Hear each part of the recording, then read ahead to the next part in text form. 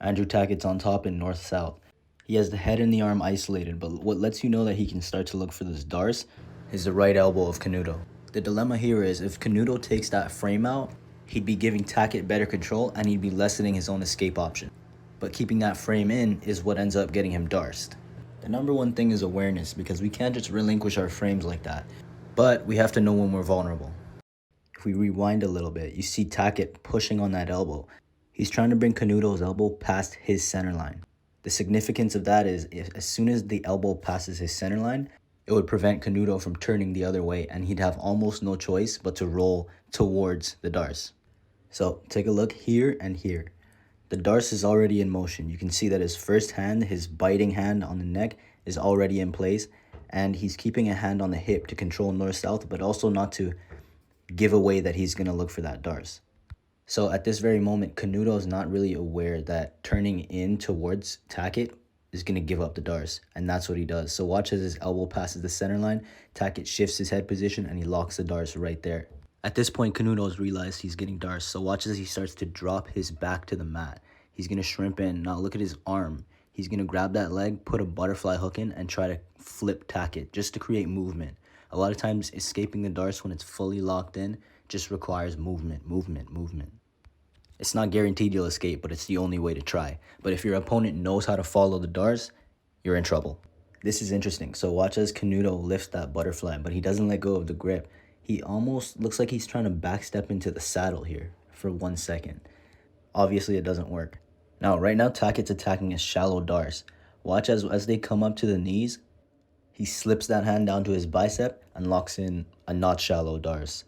Now, here's something I find really interesting about this backhand shallow Darce. So when we lock a shallow Darce, the difference between that and a normal Darce, obviously other than the fact that they're different, is the part of the wrist that bites your opponent's neck.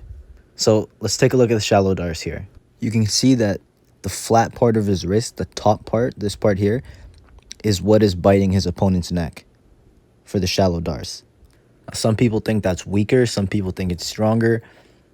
I don't really have an opinion on what I think is stronger. I think you can get the finish either way, but some people have their preferences. So now when we take a look at the typical Darce with the bicep grip, we notice that it's a different part of the wrist that's biting the neck, biting or connecting to the neck.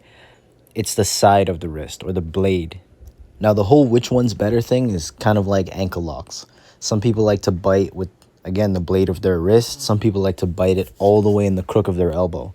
And people finish it both ways. So it all comes down to personal choice here. In this match, Tackett clearly didn't want the shallow Darce. He wanted to switch it to the full Darce on the bicep grip, and that's what he did.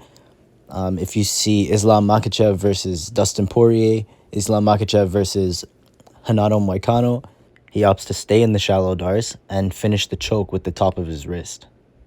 So it comes down to personal choice. Now, all of that was just to show how cool this backhand grip is. What it allows you to do is have a shallow Darce while still having the blade of your wrist biting their neck. Unlike the normal shallow Darce where it's the top part of the wrist, the flat part. The backhand grip allows him to seamlessly slide his hand all the way down the arm and grab the bicep without twisting his arm at all.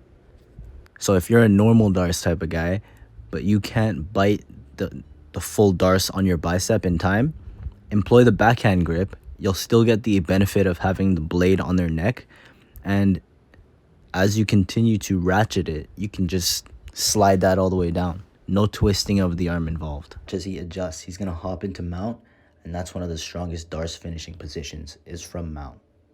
And he gets the tap.